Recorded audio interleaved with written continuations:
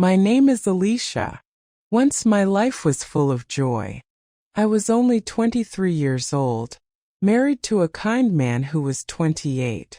Together we had a 12-year-old son, and our small house was filled with laughter and love. Every day my husband went to work, and every evening he came home tired but smiling. Our son would run into his arms, asking for stories or help with homework. I would prepare dinner and we would sit together talking about our dreams. My husband often spoke about giving our son a good education. Those simple evenings were the happiest moments of my life. But one day everything ended. My husband left for work as usual. I kissed him goodbye, not knowing it was the last time. Hours later, a knock came at the door. The terrible news broke me.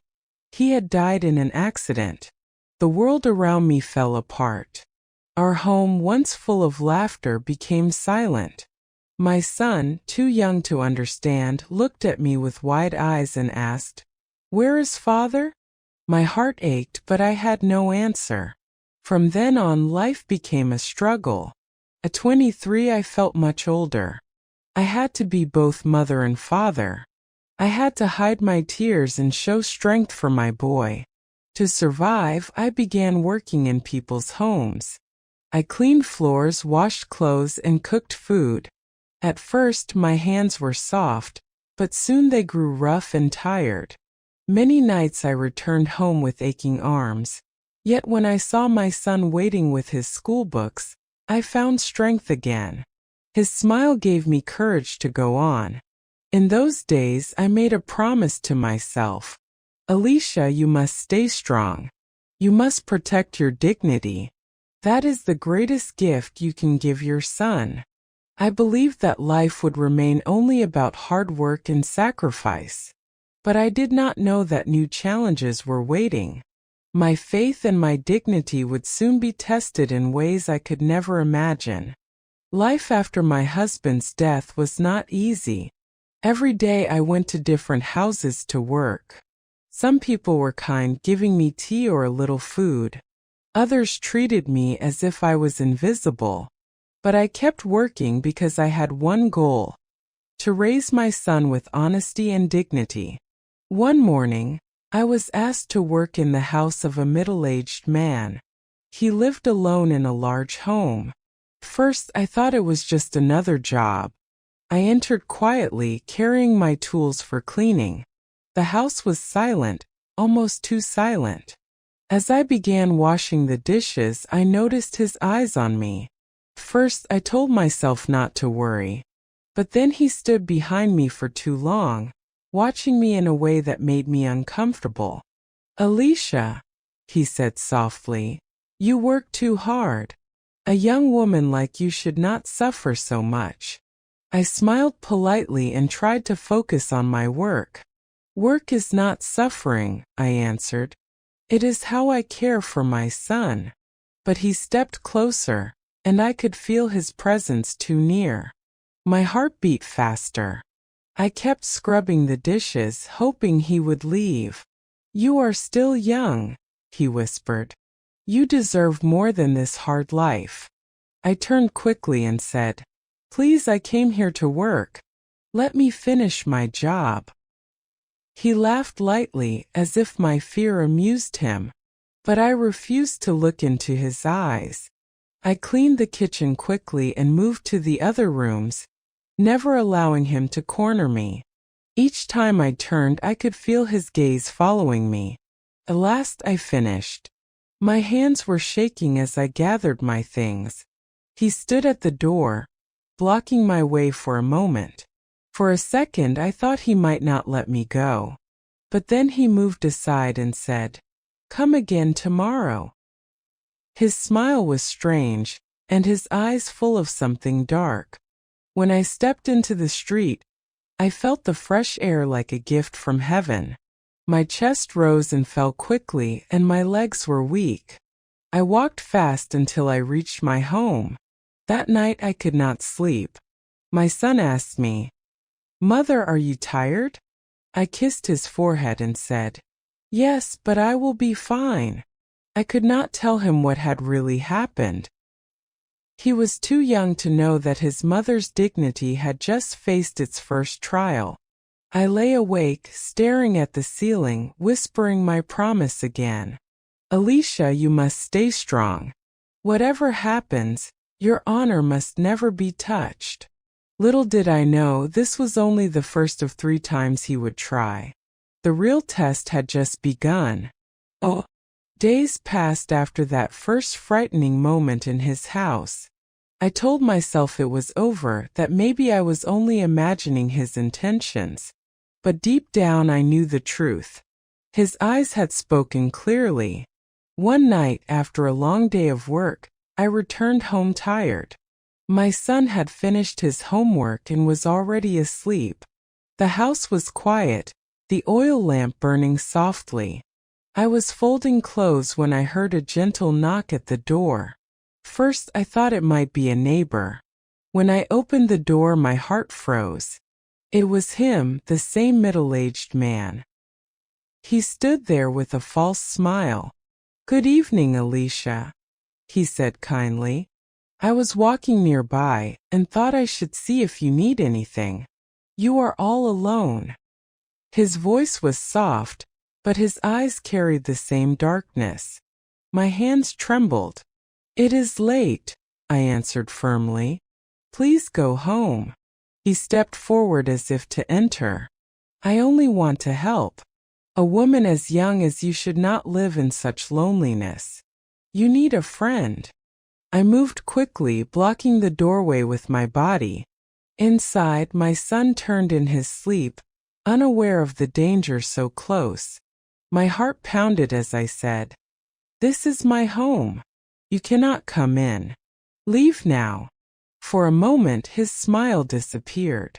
His eyes narrowed and I saw the truth behind the mask. But then he laughed quietly. "You are strong, Alicia," he said. "Very strong. But strength has limits." I pushed the door hard and shut it in his face. My hand shook as I slid the bolt into place. I leaned against the wood, breathing heavily, tears filling my eyes. Inside the room, my son murmured in his dream, "Still safe, still innocent." I thanked God that he had not woken up to see his mother trembling with fear. That night I did not sleep. I sat beside my son, watching his small face in the dim light. I whispered to myself, "You must protect him, Alicia. You must protect yourself. Whatever storm comes, you cannot let it enter this home." And so the battle continued, though I knew the man would not stop so easily. Oh, weeks passed after that night when he came to my home. I tried to tell myself that maybe he had given up, but deep inside I knew the truth. Men like him do not stop so easily. His silence was not peace. It was the silence before a storm. I continued working. Every morning I left my house with hope in my heart, even if my hands were tired and my body weak. My son was my reason to keep moving.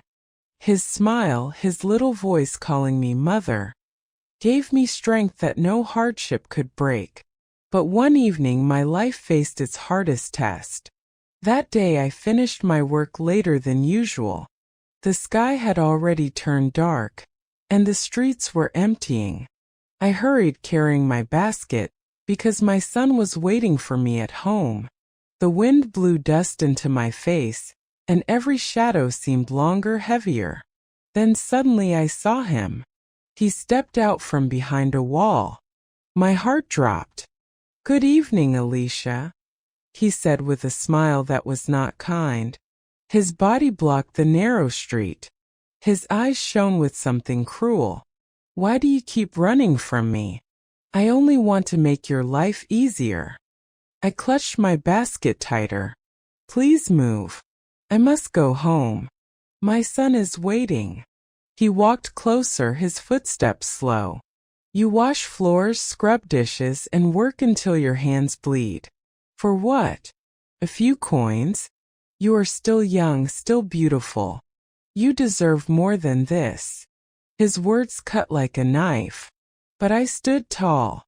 I deserve nothing that comes with shame. I work because I choose honesty. That is my life. He smirked. Honesty does not fill an empty stomach. Dignity cannot buy bread. My back pressed against the cold wall. For a moment fear swallowed me. My son's face appeared in my mind, his innocent smile, his trust in me. That memory lit a fire in my chest. I lifted my chin and spoke clearly. Better to starve with honor than to eat with shame. My dignity is not for sale. Not today. Not ever. His smile vanished. His eyes turned hard. He reached out, his hand stretching toward me. I froze, praying silently for strength. And then footsteps. Two men appeared at the far end of the street, talking and laughing together. Their voices filled the silence. The man before me stopped. His hand dropped. His face twisted with anger, but he forced a bitter smile. "You are strong, Alicia," he said quietly. "But storms do not last forever." He turned quickly and disappeared into the shadows. I stood there, trembling, my knees weak. The two men walked past, nodding politely, never knowing what danger had just passed by me. I pulled my basket close and hurried home. When I opened the door, my son looked up from his schoolbook. His eyes lit up. "Mother, you're home." I dropped my basket and pulled him into my arms. His small body pressed against me, safe, innocent, unaware of the battle I had just fought for him. Tears rolled down my cheeks as I whispered, "Yes, my son, I am home, and I am still whole." That night, as he slept peacefully, I sat by the lamp and thought of everything. The man's words, his hands, his dark smile, they could not break me. I had kept my promise. My honor, my purity, my dignity, they remained untouched. In this world, people may lose money, houses, even loved ones. I had lost my husband, my partner, my protector. But I had not lost myself. And that was my victory. So if you ask me what is the greatest treasure a mother can give her child, I will tell you this. Not gold, not silver, not wealth. It is the example of strength, the lesson that dignity is more precious than anything. That is what I protected for my son. And that is my story. Dear listener, if you felt Alicia's struggle, if her courage touched your heart, please support this story. Don't forget to subscribe for more stories. Give a like if you respect her strength, and leave a comment sharing your thoughts. Your words matter. Your support gives life to these stories.